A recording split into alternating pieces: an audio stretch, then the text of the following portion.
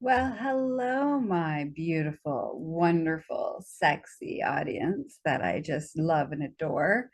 All right, you ready? Ready for another episode? Here we go. So, today we're going to talk about fear of sexual rejection and shame. And this was, I asked a client recently, I was like, hey, do you have any topics that you'd like me to cover? And, he was like, okay, like a lot of times I have people have a hard time asking for what they want. And because they have a hard time asking for their want because they're afraid that their partner will reject them. And so I've done a lot of different versions of this conversation um, about, like, when do you tell somebody you're kinky? How do you have the difficult conversations? There's plenty of episodes that I've done that, how do you actually have the talk? The logistics of having that talk, navigating that talk. I have all these episodes. Look in the show notes and I've listed some of those episodes that might be really beneficial for you if you're struggling with this. But today I just want to kind of talk about it on an overall general space of like, why do we have a hard time asking for what we want sexually? And why are we afraid of being rejected? And why are we carrying sexual shame? So that's the conversation we're going to have today. Okay. All right. Let's start with our own sexual shame and our own fear of uh, understanding and accepting who we are. Without our own sexual self acceptance, we can't actually have a conversation with anybody else for fear that if we can't accept our sexual desires, how can somebody else accept our sexual desires? So that's the first piece of the puzzle, is that we grow up in societies, in particular in North American society, where sexual desire outside of procreation, or just the basics of, like, both procreation, having babies, or just the average, kind of vanilla sex to, solidify your romantic relationship, is kind of the standard, and that everything that is different outside of that can be deemed as deviant, wrong, pervy, kinky, um, you know, uh, yeah. So here's the thing, though. We all have sexual desires that fall outside of that privy, that limited space that I just talked about, of doing it to have babies, and or just doing it to have emotional connection with somebody else, or to doing it with the lights off, missionary position, or that kind of like basic vanilla like sex. Human nature is about exploration. Sexual development and sexual evolution comes from exploration. So the more you have sex, the more your body, your brain, your being desires to go outside of the norm, so to speak, whatever that is. The norm is not really the norm, by the way. It's the false societal norm. As somebody who lives in the world of sex, teaches about sex, has lots of sex, and inspires people to embrace their sexuality, I've yet to meet anybody that has just desire, those baseline desires. Everybody has something that is deep inside them that they desire to explore. If they're given permission to explore, that's what sexuality does. That's the evolution of sexuality. Okay. Going beyond the basically kissing, groping, oral, penetrative sex. So, with that being said, before we can go to others, by the way, who also have those same desires, they may not be the exact same desires, but they have desires outside of the realm of what society says is the norm. Okay. So we all have these secret desires. Now, before we can go to somebody and talk to them, we have to accept that we have these sexual desires. And we have to embrace our sexual desires, and we have to be okay with our sexual desires. So, the first stage to help you with that, navigate that piece, is to have a very important sexual relationship with yourself. This is where our realm of imagination, our desires are basically, it's our um, testing field for what may turn us on. And without knowing what turns us on, we can't tell anybody else what turns us on. And we can't talk about what turns us on. And we can't be okay with it turning us on if we don't actually explore what turns us on. Take a breath with me. I just talked about masturbation and that everybody has deep desires. Okay. You are not alone. And the partner that you're afraid that's going to like reject you also has them. And if they do reject you, and we'll talk about that in a second. Okay. So the first step though is to accept that you have these desires, whatever they are. They can be kinks, they can be fetishes, they can be just, desires that may be outside of the norm that we talked about. And the best way for you to explore that is in your self exploration, in your masturbation world, in your self-love world, using your own imagination, as I call our spank bank. That's our Rolodex of fantasies and desires. This is a great way for you to figure out, do you have shame about what you just thought about? Do you have fear about what you just thought about? Do you think that do you judge what you just thought about? Do you think there's something wrong with you as you just thought about? Okay, so that's the first stage, figuring that out. And if you feel like there's something wrong with you and that there's shame about it and you feel guilty about it, then please go listen to the episode I talk about shame and letting go of shame, and there's some tools there. Use that, listen to that episode and release those. I'm just going to make a note here.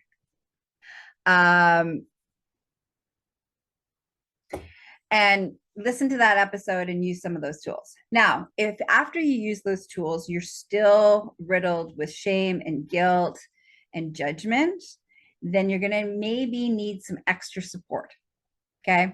You're going to need some extra professional support, whether that's from somebody who, and this is very, very important, when you're seeking professional support around your sexuality, you need to make sure that if you're going to go the therapist route, that therapist is kink friendly,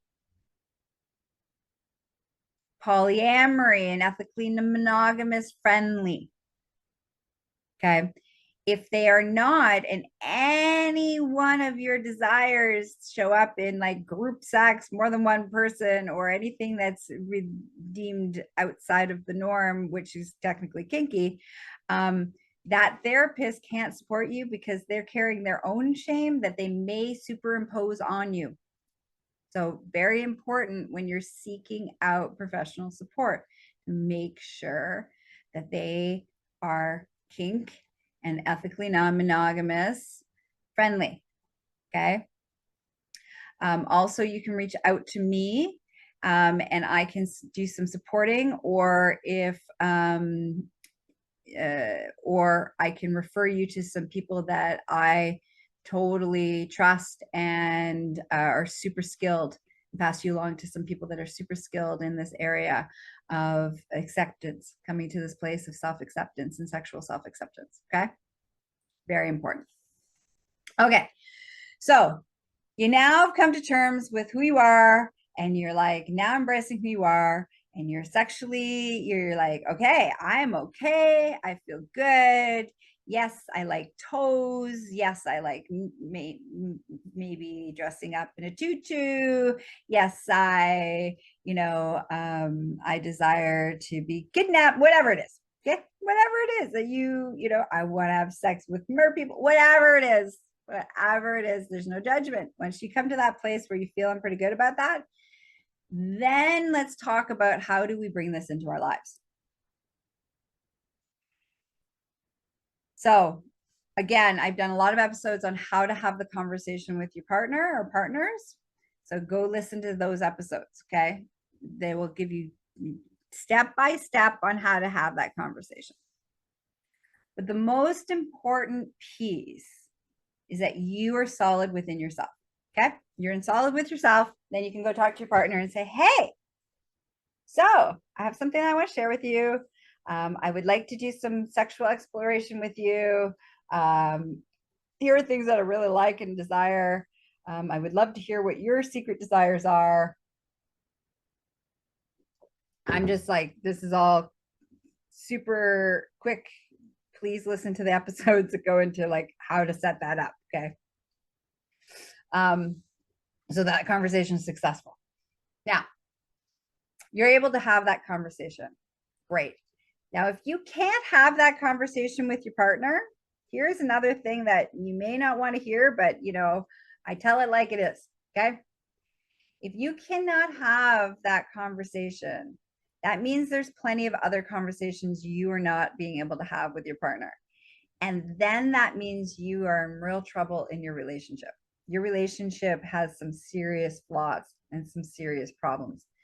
Because if you can't share who you are, and sharing who we are of what we desire is kind of one of the most vulnerable shares, because we are so afraid of being rejected, being seen as dirty and wrong, somebody not loving us, somebody looking at us differently.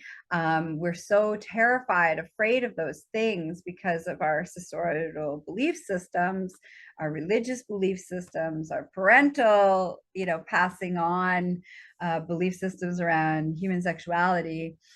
And that if you can't have that and share that, that means that you're not having a deep connection with your partner or partners. That means you're not having true vulnerability. You're not having true intimacy. And there's underlining other things that need to be looked at and addressed. What else are you not sharing? What else are you not talking? What else are you not co-creating in your relationship? Okay, so that's an important piece, is that when we can talk about what we desire sexually, it allows us to also know that that means we're having those other conversations that maybe be difficult to have, because we need to be able to have those conversations. Okay. All right. I think that's it. I think those are all the pieces. Okay. So first, look at your own stuff. Embrace it. Then go have a conversation with your partner. And based on that conversation, you may be able to explore it. You may be able to explore it together. You may be able to explore it in different ways, depending on the relationship dynamics, whether it's you have an ethical non-monogamous relationship, you may be able to open up your relationship. You may be able to find new and interesting ways to explore that desire in your fantasy realm. But having the conversations about who you are and what you want sexually doesn't always mean that you're going to engage in that sexual activity with your partner. It may not be their thing, and that's okay too. And then that's other conversations that you may need to have, which is like, okay, well, that may not be your thing. So how are we going to make sure that everybody gets their needs met? Can it be a place where you just go and explore that on your own? Outside your relationship, you hire somebody to explore that with. You use it in, use role play where you don't actually explore it, but you talk, play the roles of exploring it. Do you explore some of it together? Like, there's lots of variables. The most important part is to stop being afraid that your partner is going to reject you and judge you. And okay, so that being said, that you're like, oh, that sounds wonderful. That's wonderful, Gaia. But I have a super judgy partner.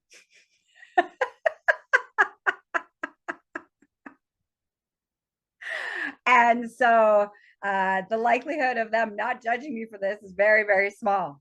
And I'm like, okay, so here's what I have to say to that. Yes, you may have chosen a very judgy person, and they may be moving from their own sexual shame. And when you go to share your stuff with them, they may freak the fuck out because they think it's wrong and dirty because they're in their own denial about their own sexuality and their own self acceptance. So here's what I lovingly invite you to say to them, to say, sounds like you got some shame about your own sexuality. That's what I would say to my partner. And here are some of the tools that really helped me move through my stuff. If you want to use them, great. And I'm here when you're ready to talk about it. But the key is to not internalize. That's why we clear out our own shit before we go talk to our partners or others about stuff, so that if somebody freaks out and somebody freaks out and rejects us and judges us and she tries to shame us and make us wrong and that stuff, that this is the most important part that you need to know. It's not about you on any level. When people react from that place, they're reacting from that place because that's how they feel about it within themselves. That's how they feel about themselves. And so when you heal your stuff and you don't move that way, then when somebody starts to freak out, you don't internalize it. You're not devastated because you're not actually being rejected, because you realize it's not really about you. And if the person that is freaking out and being judgy and trying to shame you and all of those things, and they don't reel that in, there's a bigger problem in your relationship, much bigger problem in your relationship. You may want to look at either couples support and going to some couples counseling, therapy, coaching, or it may mean that that relationship isn't a good fit for you anymore. Because it's important to understand that staying in a relationship at your own demise is not actually a great life choice. It doesn't support the best version of you, and it doesn't support the best version of that person either. So sometimes you can't save a relationship. And that's the sad part of that. Sometimes you can't save your relationship, and you need to release it and you need to let go of it so that you can make space for a relationship or relationships that are better fit for you, that are more in line with who you are. And moving forward, if you end up ending that relationship for some of these reasons that we just talked about, that moving forward, before you get into a new relationship, you're going to have a lot more conversations about their beliefs about sex. What are their things? What are the things that they like? Are they compatible? These are going to be important conversations that you're going to have. So the other relationships you're going to get into are going to be more in line, and they're going to be a better fit for you. At least in the sexual realm. Hopefully you learn some other things and in all realms, but in particular, just in, at least around sex.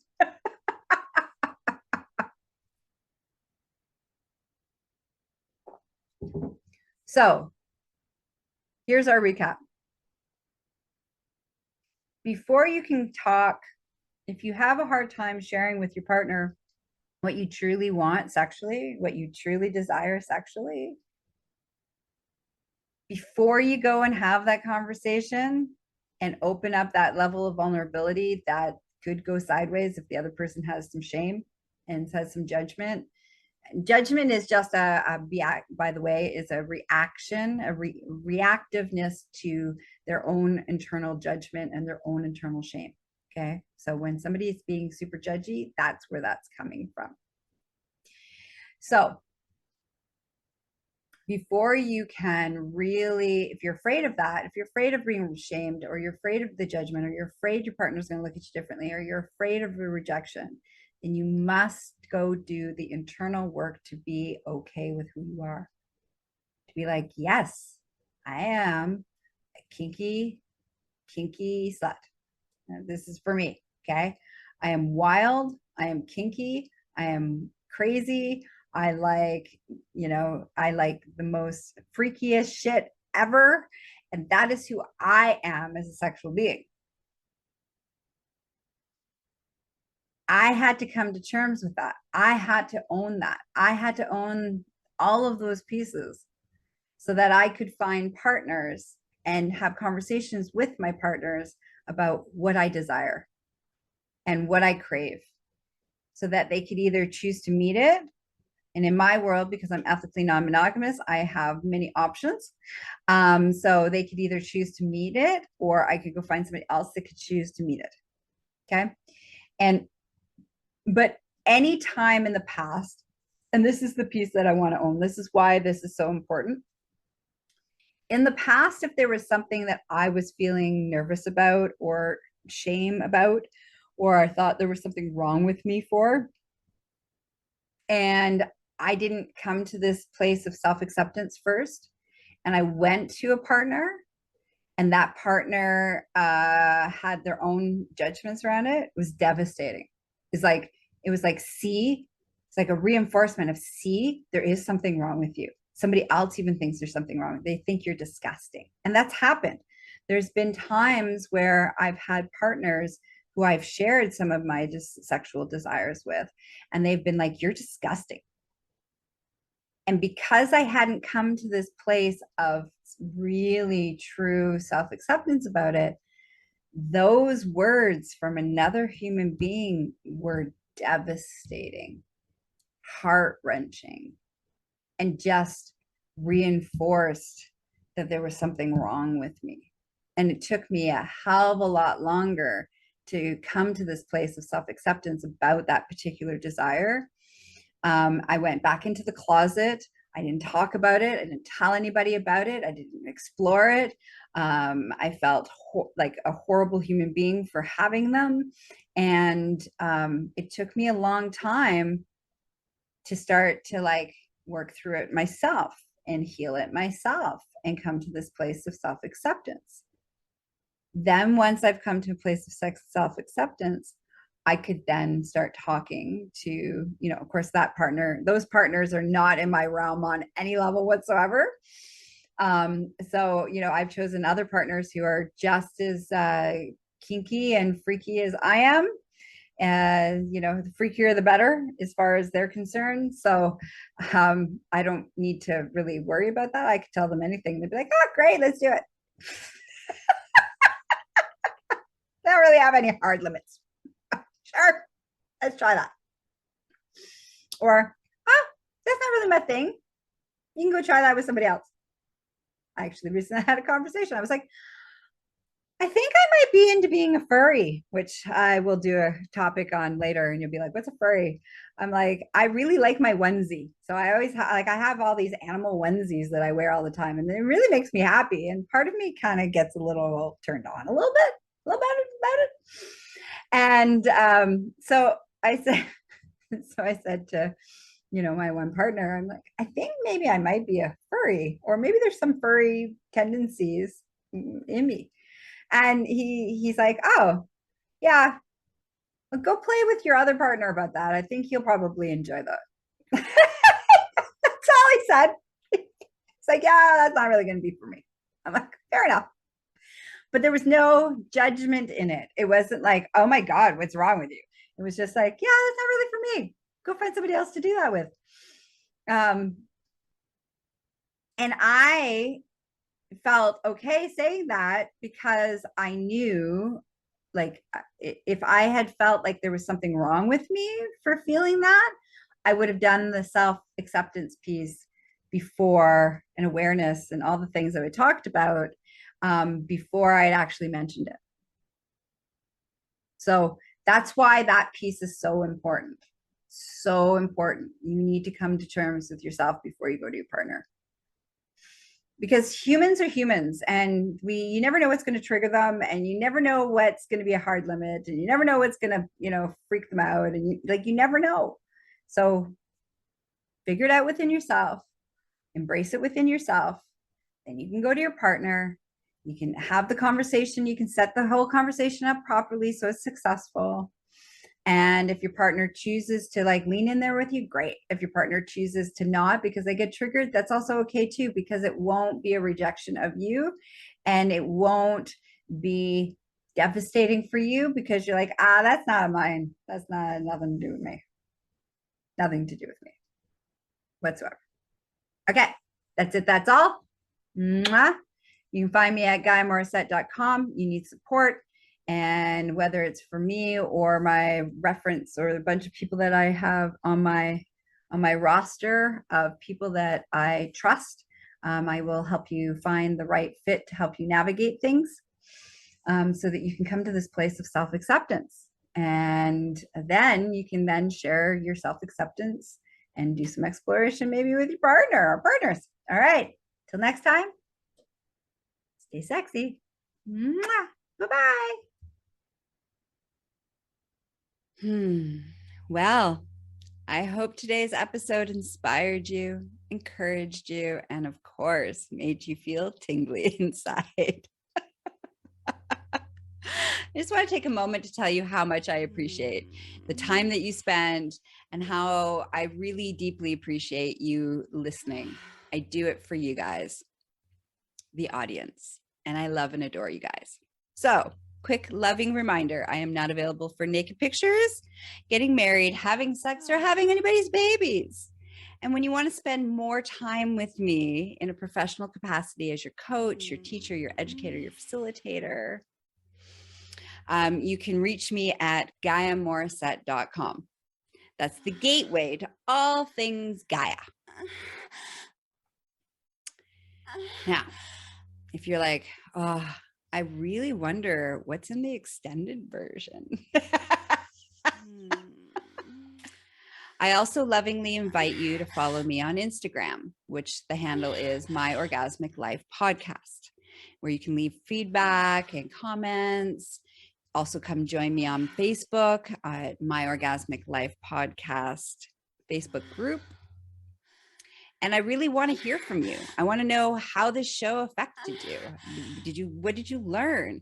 Was it inspirational? Did you agree? Do you disagree? I want to know, because I'm a little bit of a voyeur. So I want to know how am I affecting you? So please come leave some comments. Now, if you're like, but I don't want everybody to know what I'm thinking, which is okay.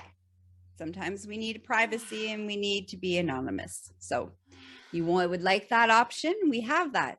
You can email my slutty assistant, Layla, at GaiaMorissette.com. Okay, listeners, until next time, may your life be filled with sexy exploration and orgasmic pleasure. Mwah. Bye-bye.